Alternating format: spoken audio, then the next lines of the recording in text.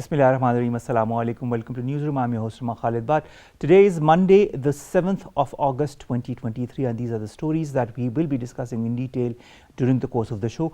We'll begin with the Afghan Taliban supreme leader who has warned fighters against launching attacks outside of the Afghan territories. This has been reiterated or confirmed by the defense minister of the Kabul government, Muhammad Yaqub Mujahid, who said that fighting outside Afghanistan is not religiously sanctioned jihad, but it is war, and it has been banned by the supreme leader Hibatullah Akhundzada.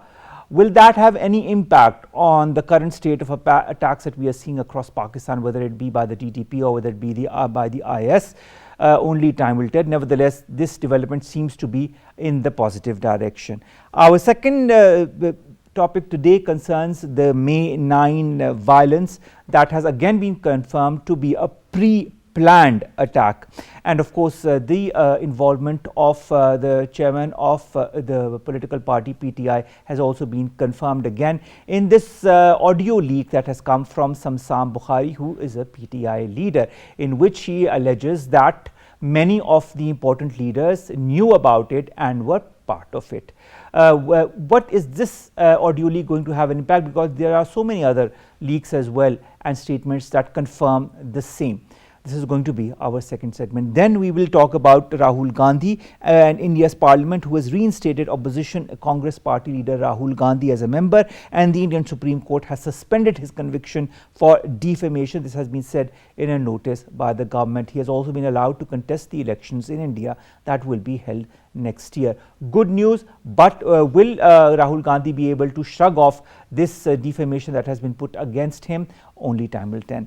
These are the stories for today. Let's begin with our first, and that concerns the statement that has come from the Afghan Taliban supreme leader, who warns fighters against launching attacks outside Afghanistan. This has been confirmed by the defense minister of Afghanistan as well. More in the following report.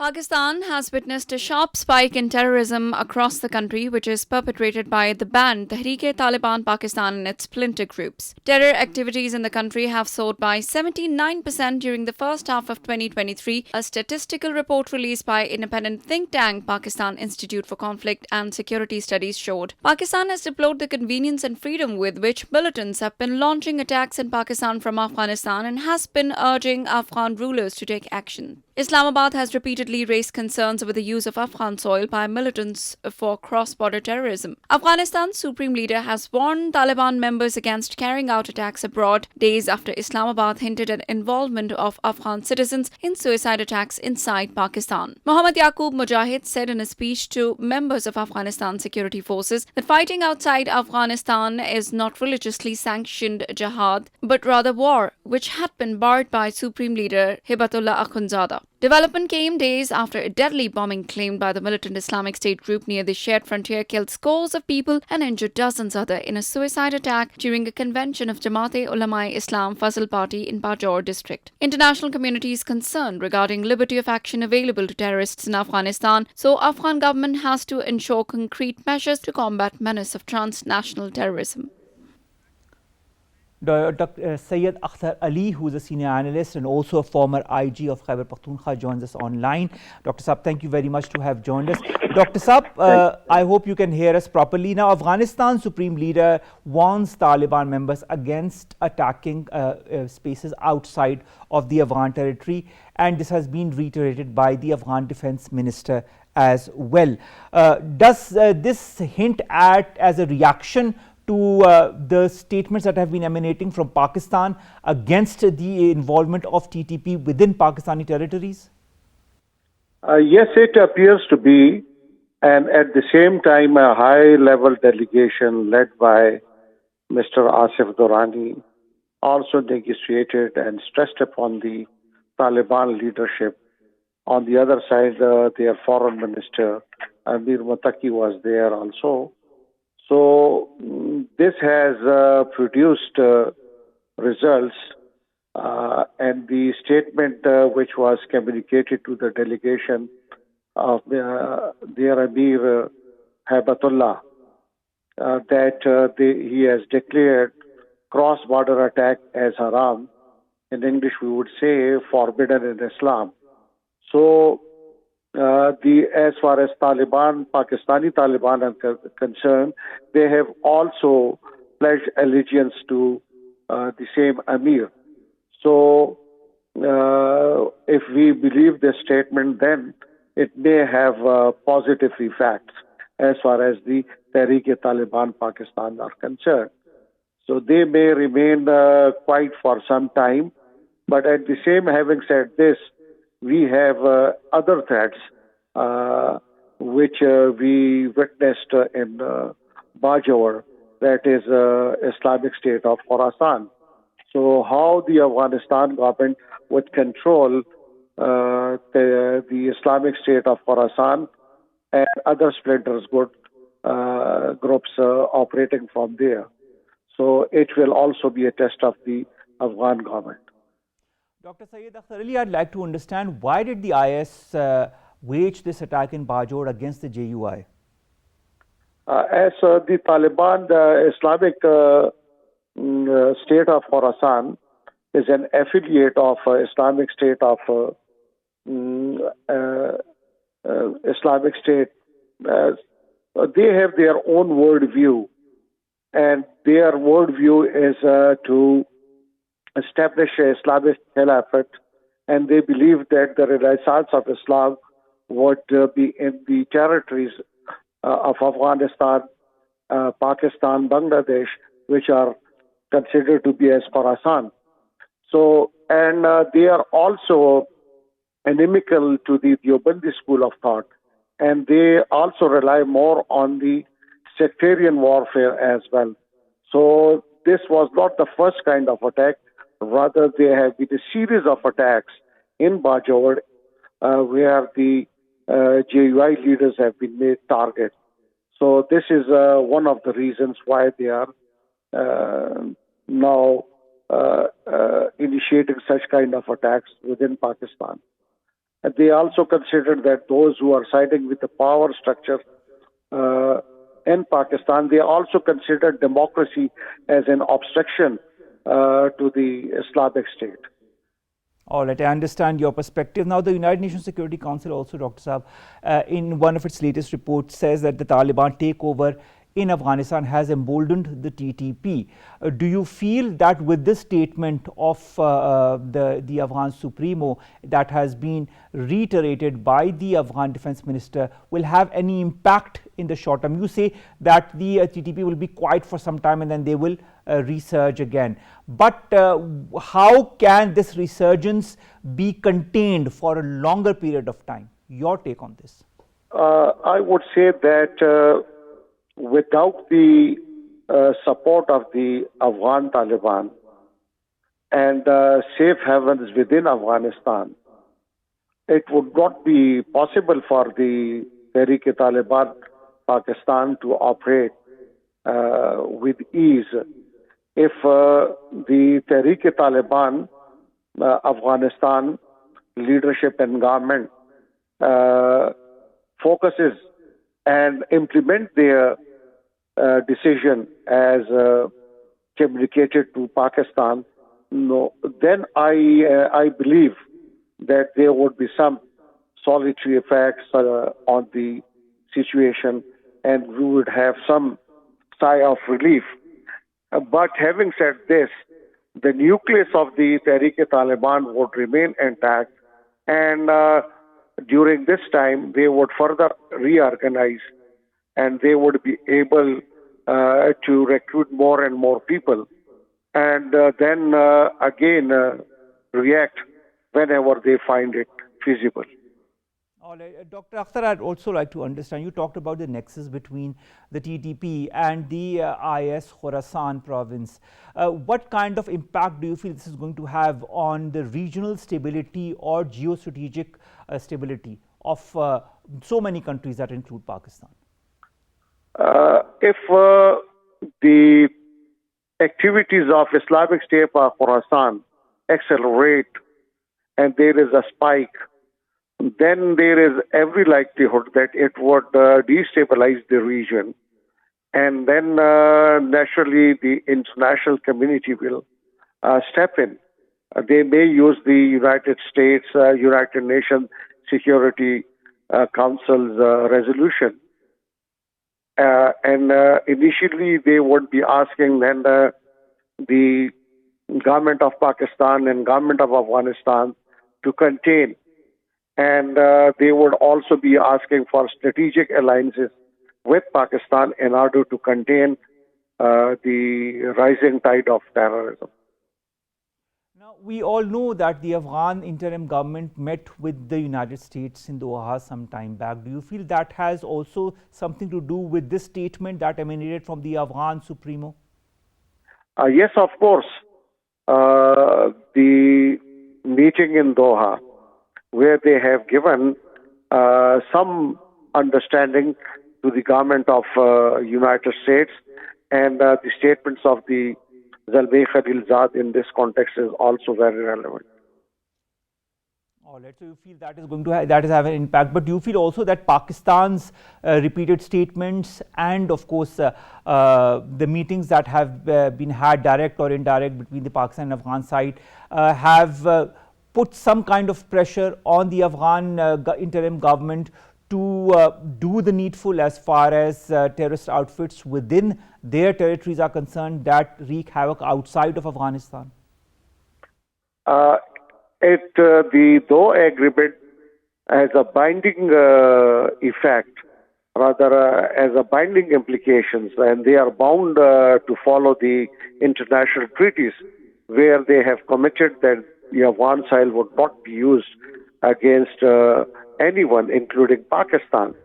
So, under that treaty, a pressure has been applied, and Pakistan has consistently been emphasizing not to use Afghan soil against Pakistan. Pakistan has been condemning the cross-border terrorism, and the stance of Pakistan has also been supported by United States and other nations of the international community. So obviously, this has put pressure on the government of Afghanistan, and the government of Afghanistan, they need support of Pakistan in international affairs. So without the assistance and support of Pakistan, Afghanistan cannot achieve anything at the international arena. All right, Dr. Akhtar, you also talked about the US influence on Afghanistan. Now, the US State Department spokesperson in a recent statement has restated the position that the Taliban administration bore the responsibility to control terror activities from within their territory. Do you feel this, the fact that US is also supporting Pakistan's stance on these terror outfits bears a strong, reaction as far as what we are seeing right now coming from the Afghan side? Not only that, there were verbal statements by the spokesperson of State Department of United States, but simultaneously, the Central Commander, CENTCOM, he also visited Pakistan and met the Commander-in-Chief, the Chief of Staff of Pakistan Army, and reiterated the stance of Pakistan, and there was a convergence of interest on these issues. So the Afghanistan government very well know that in isolation they cannot achieve anything, and all these parleys and statements and the support by the international community regarding the stance of Pakistan has made the Afghan government to issue such statements where they have promised that their soil would not be used against anyone, including Pakistan. All right. Now, as far as a report by a think tank, a Pakistani think tank that is known as the Pakistan Institute for Conflict and Security Studies, terror activities in Pakistan have soared by 79% in the first 6 months of the current year. What, in your point of view, are the major factors that have impacted this huge increase in such activities? One of the major factors is, of course, the safe havens within Afghanistan. Then previously, when talks were held with the Tehreek-e-Taliban Pakistan, and some concessions were given to them, and where there was a breathing space was provided, where they gained sufficient time and for their movement, so they were able to cross within Pakistan also, and had been able to reorganize. So this was one of the major reasons. But at the same time, we will also accept that it is also a homegrown problem. It's in there is an organized network which has one link in Pakistan, the other link is in Afghanistan. So this network has to be broken. Now we have, once we have realized the problem, and now all the stakeholders within the power structure are on one page, and they have categorically stated that there would be no tolerance against terrorism. So I am of the firm belief that with this clarity, the state of Pakistan and their apparatus would be able to achieve the targets. Dr. Akhtar, I'd also like to understand something regarding the TTP. Of course, we know that they concentrate themselves in Khyber Pakhtunkhwa with a number of nefarious activities in the region. Now they have kind of extended towards Balochistan and have become more active after multiple attacks in KP. Do you feel that this opening of another avenue, let's put it that way, for the TTP in Balochistan has certain reasoning behind it, and in your point of view, between KP and Balochistan that have been the most susceptible as far as the attacks are concerned, who is basically behind the TTP and who is sponsoring the TTP, who is financing the TTP? Is it the Afghan interim government? Is it somebody else? There are two sides of this, who is supporting. As far as the Afghan government is concerned, there is no doubt about this, that Tehreek-e-Taliban Pakistan and Afghan Taliban, they are bounded by their ideology. They have been fighting shoulder to shoulder with the Afghan Taliban against the NATO and the Americans.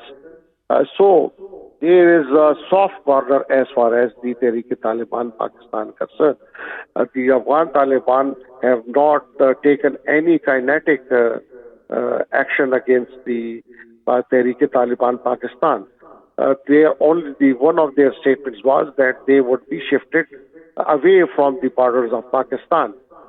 But the only statement, the positive statement this time, is that they have categorically asked the Tehreek-e-Taliban Pakistan to desist from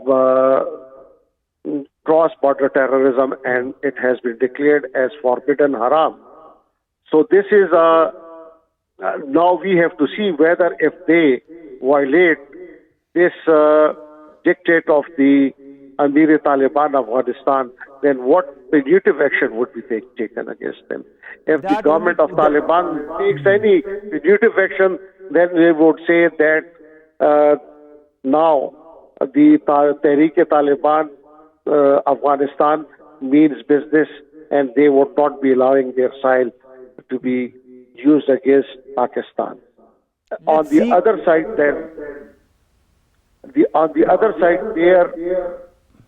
there are all possibilities that the enemies of Pakistan would also be using the Tehreek-e-Taliban Pakistan against.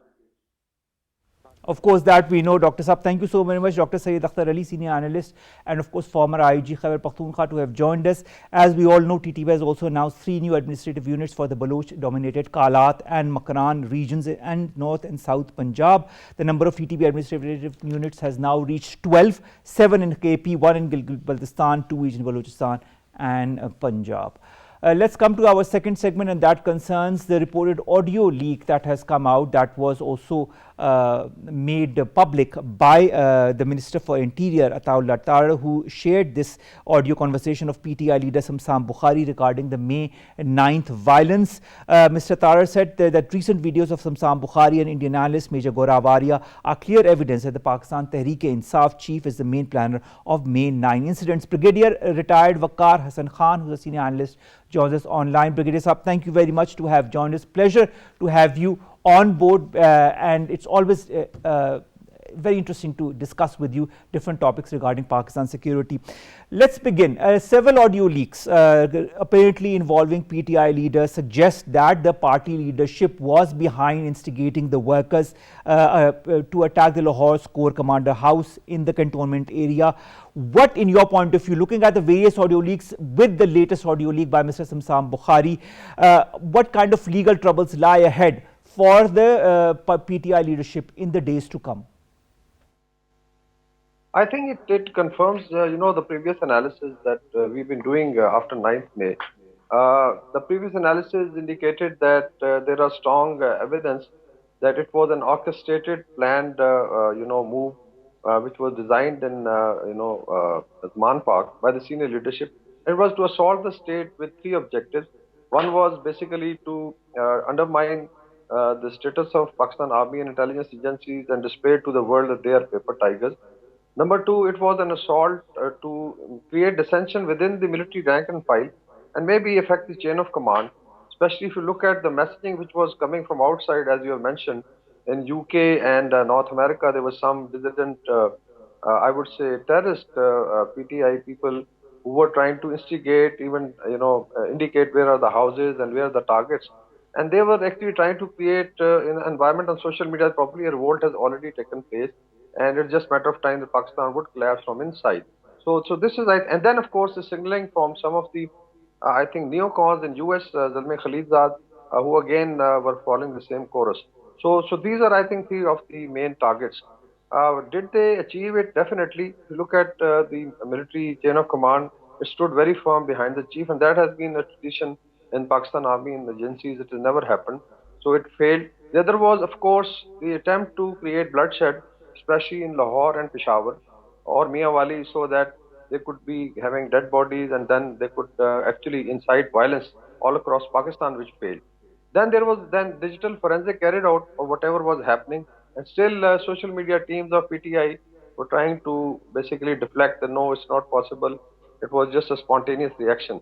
But now things coming from insiders like Samsam Bukhari, who were part of those core committees, and precisely telling what was happening and how even certain people advised Imran Khan or the PTI chairman to not to do it, but they were brushed aside and they went ahead. So I think it's very, very significant, and it now basically opens an era where we can actually look at legal action based on solid evidence being taken against the leadership and those who are responsible for 9th May chaos. Now, what I'd like to understand, Brigadier Waqar, is were the perpetrators of the May 9 incident oblivious to all the sacrifices that have been made by our police personnel, by our army jawans, by the law enforcement agencies? And if they were not oblivious to it, then does that not go against Pakistan's basic nationalism or national principles? Or I mean, being a national of any country, which includes Pakistan, if you are a citizen of Pakistan, then you respect the country and you respect those who defend our motherland. What was, in your point of view, the basic psyche of these perpetrators? I think they had some assurances as far as their own analysis is concerned from outside, especially from outside Pakistan, those probably who were peddling this narrative. And they then, I think, ran too much into reading the social media, because you can create, perception on social media. Even in India, you find a lot of chaos, but some of it is generated to social media.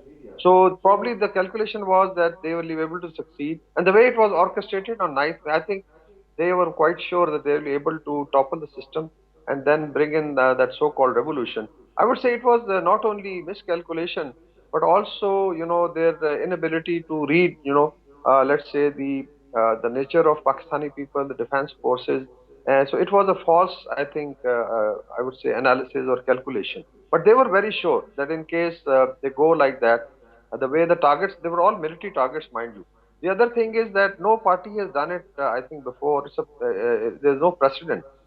There were definitely, demonstrations, and there's a civil way of doing it. At times, become violent, but never the state was attacked like that. So I think this was all by design, and there was reports of even some Afghan joining PTI ranks and doing this sabotage. But I think, thanks God, also the restraint displayed by the military, despite it dented its reputation, that they basically did not fire. Otherwise, the troops could have fired, and maybe they would have then benefited the PTI. But I think it is mainly miscalculation. But definitely, there were some assurances given to them from outside that in case you do it, probably there'll be support coming from there. And now, if you look at Brad Sherman and this some Dr. Mohiti Zada going questioning, some leading questions. So Brad Sherman has been the chairman of India Caucus, mind you, and he's always been supporting India and Israel. And today, if let's say Indian lobby is becoming, the pet of PTI for support and for their lobbying, so it's very very unfortunate.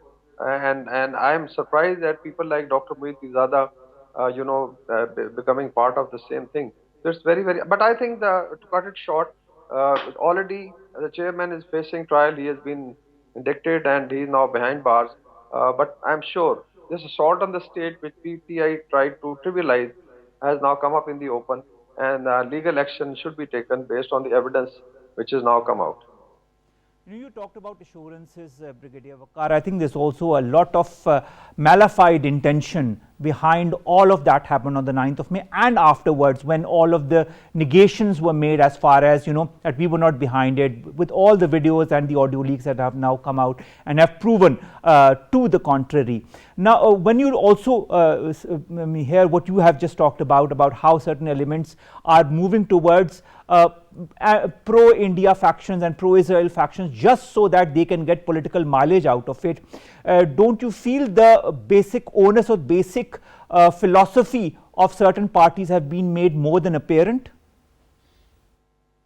Yeah, it's very interesting that if you look at PTI's stance, it was, anti-American. You start from the cipher. But I would say it was part of the greater design.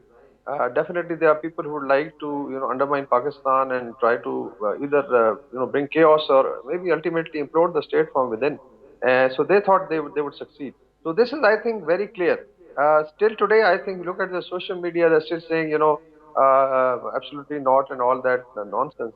But what has come up now, the lobbying being done by, actually, I would say India Caucus is now supporting PTI, or let's say the Jewish lobby is doing it. I don't know, I don't want to actually name, but definitely there is a Jewish lobby within US, and they have their own design. So if they are collaborating, and look at the themes, weren't they being resonated in Indian media like Gaurav Delhi, basically picking up what was being said by PTI trolls from outside and then making fun of the state. So I think things are very clear that there was a collaboration, and maybe ultimate design was to, God forbid, dismantle the system and implode Pakistan from within. And it has happened. It has happened in a number of countries. We have seen fake leaders have come. They have, through populism, they have been able to drive their agendas, and then, even like Trump assaulted, Capitol Hill, but the state has then taken him to task. He is being charged for 29 charges, including, treason and conspiracy.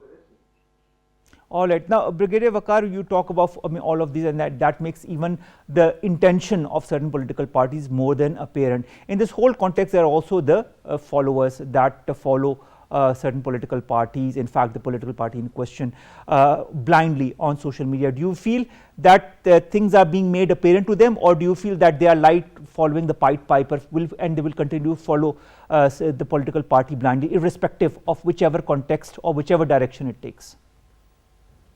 Yeah, populism has this, downside. That the populist leader actually becomes, at times becomes a cut leader, and so basically it blinds whatever is, actually the garbage I will shove down their throats. They take it as the gospel's truth. So that is the unfortunate part of social media populism. But I think look at the, the way party has fragmented. In KP, a large faction, which was the hub of PTI, has now become a different party. In Punjab, you have another faction, and then in case after PTI leadership is now behind bars, you may find further cracks.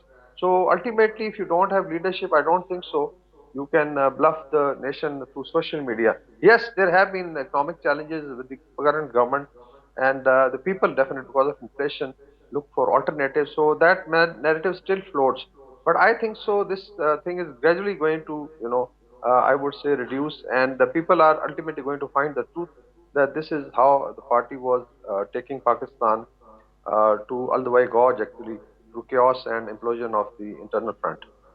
Now, Brigadier Sahab, as far as the top brass resolve is concerned, all the perpetrators, the main perpetrators behind the May 9 attacks will be put under trial under the relevant laws of Pakistan that include the Pakistan Army Act and the Official Secrets Act. Do you feel any attempts to evade speedy justice are futile now?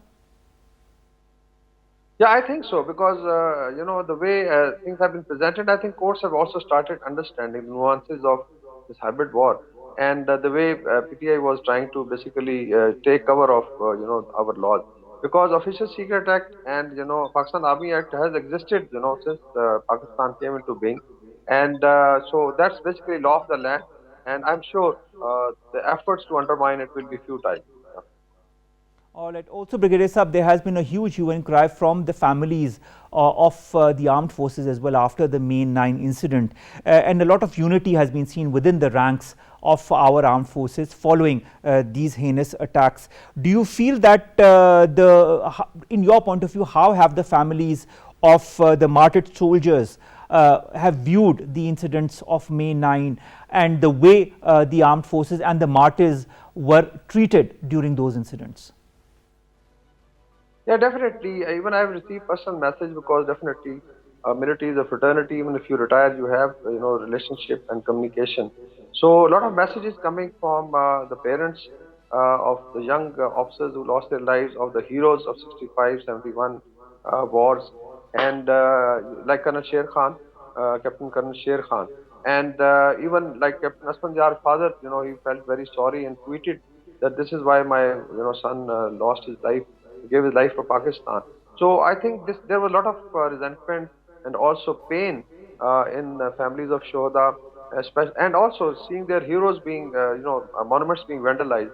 So I think this has gone down, and this is one of the main reasons that military had to then come up and defend the legacy of his Shohada. Actually, we discussed in one of the programs, and I think it was highlighted by a scholar that it was not only attack on monuments, but very concept of shahadat in Islam and Pakistan. So I think now people have understood it, and we've learned our lessons that this thing will never be allowed in the future. Now, Brigadier Saab, this externally sponsored, internally facilitated and orchestrated propaganda warfare unleashed against the institutions, doesn't it necessitate, in your point of view, strict implementation of relevant laws to penalize the violators of social media rules and regulations, also those who were behind these, in order to make an example of them? Yeah, definitely. If you look at, I'll just quickly give you an example of India, where we call it the largest democracy. There are 10 agencies, starting from research analysis down to ED, the Enforcement Directorate, and MI. They are allowed to stop anybody, take his gadget, laptop or mobile phone, and check in case they have any doubts. So this is a free hand given to agencies just to protect the state from such activities. And in case of UK, there's social media laws. In France, you have a cyber police which looks after. So it's not free for all. I would say that Pakistani social media is the freest than the entire world if you look at the way people behave. So there is, I think, need to follow it and also to educate. I think even judiciary needs to update, let's say, their understanding of how social media can actually create chaos, and maybe it can be weaponized in form of an assault on the state. So all the more reason that there has to be stringent laws. Definitely, freedom of expression is there, but should not be at the cost of anyone else. Even like we are talking, same is true in social media. You cannot abuse, assault, or weaponize it. But do you feel that the actions that need to be taken should be done with swift? The reaction should be swift. The actions against all these elements need to be swift in order of instead of taking their due time, as has happened in the past as well. Yeah, that's why you need courts which can decide. That's why military courts are needed. At times people say, no, this is the, civilians should not be. But in case you follow the traditional way, civilians can, civilian courts could give them, let's say they are punished by a lower court, then session court and high courts, the appeal process can continue for years. And by the time the justice is diluted and apparently by the time passes, it does not create that effect. So I would say that there is a need for speedy justice, and it is for the benefit of the state, and also to basically educate our youth that social media is there, it can be used positively, but not against the state. Despite all of this, Brigadier Saab, we see many in the traditional media as ours, not the state media, but other traditional private media and other non-traditional social media platforms on YouTube and others, who still continue to follow the narrative that was shown on the 9th of May and the remnants of the elements that were behind the 9th of May's incidents. What can be done? How important does the role of different media, of people like yourself, of other scholars become in this day and age in order to neutralize or at least tell the people of Pakistan and the world the reality? Yeah, it basically requires a whole of a nation approach. And in that case, one is of course your mainstream media, as we are talking, and you need a serious discourse on that, because somehow social media has become more of gossip and fake news, and basically sort of a platform for teasing. But definitely, a serious discourse can be there. People who understand the nuances of that. Then it is the role of, I would say, civil society and political parties also. Every political party has its social media teams, and PTI is not. Maybe they are more organized, or they have more youth on the platforms. And then, of course, the diaspora is also, I would say, negatively organized to do it, and a lot of things are coming. And then, of course, the hostile agencies actually jump in. There are a lot of fake accounts from India or from the West which basically join PTI discourse. So it's basically a collective effort. And then academia, of course, in universities we have our bright students, boys and girls, in case faculty can also communicate. And people have done it. If you look at those states which have more control, they have less chaos also. Time people mention that China has a lot of control. You never see such chaos. In Middle East, people do go and work their lives. In Turkey, I think again you have very sound control. Even in Europe, there is a limit to everything. And I think, and then comes of course state organs, the agencies. It's also the police has to be also having their own, I would say, social media surveillance system. So all told, it should be whole of a nation approach. And it's not impossible. Of course, it will require some time to push back this negative narrative. When you talk of pushing back the negative narrative, how long in your point of view, because you say it's not going to take a very short time, but it's going to take quite a long time. Do you feel that we will be able to understand or change our narrative or our perspective towards how to deal with situations, especially on social media, within the next generation, or do you feel this is going to take longer than that? Because it took, almost, I would say, social media evolution in Pakistan last 10 years has been actually phenomenal. Unfortunately, it was misused by, let's say, some of the political, especially the PTI, because they could get the youth rallied around.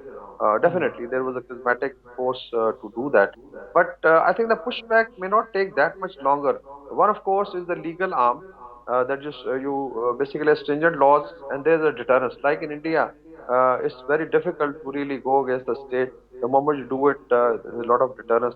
You may be penalized. Then is the justice system or legal system. The provision should be there. That should not be taken something normal, especially when it's being weaponized. And then, of course, is of course, Pakistani diaspora also has to play. We have done some work in messaging and communicating to them that they are basically diaspora for entire Pakistan. They have done, I think, tremendous amount of work for Pakistan, including the way they have worked and established a good name for Pakistan. They are the ambassadors. But somehow, PTI feels that they've been able to hijack it. But there are definitely people with sane voices. So all told, I think the pushback is definitely possible. And then, of course, you need an alternate narrative, especially the youth has to be given a ray of hope. And now if you look at development in Pakistan, the way economy is being revitalized, like SIFC, the youth has to get involved into constructive development of Pakistan. Of course, social media is there. Social media can be used for constructive role as well. Of course, that's so true. In fact, this new pathway to constructive optimism needs to be highlighted time and again. And thank you so very much, Brigadier Waqar Khan, to have told us about that and to have highlighted that, as well as all the nitty-gritties of what happened on the 9th of May and post 9th of May, and the revelations continue to pour in, as per is evident by this latest audio leak by Mr. Simsam Bukhari of the Pakistan Tehreek-e-Insaf. Let's come to our last two stories very quickly. The first concerns Rahul Gandhi. We all know that he was de-seated from the parliament. Now India's parliament has reinstated the opposition Congress party leader Rahul Gandhi as a member, and the Indian Supreme Court has also suspended his conviction for defamation. This has been said in a notice that was taken out by the government. We all know that Rahul Gandhi, who is 53 years of age, had lost his parliamentary seat and was jailed for 2 years, but was granted bail. The Supreme Court last week suspended the conviction. The Supreme Court allowed Rahul Gandhi to return to the parliament and contest a general election that is going to be held in India next year.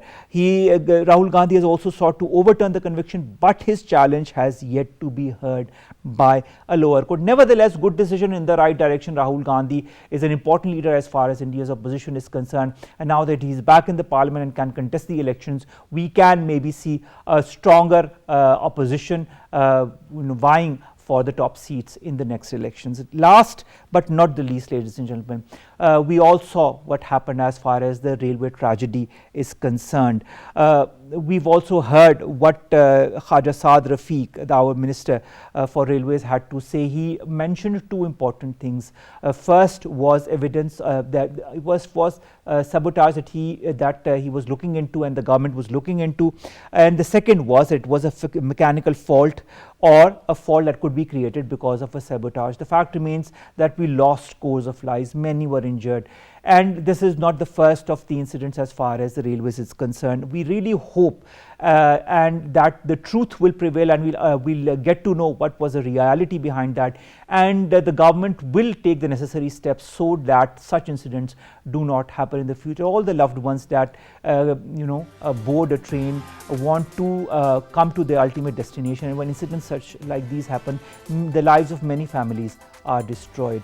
Let's hope for a better railways and a better better positioning of the railways as far as these incidents are concerned, and lesser incidents like these in the future.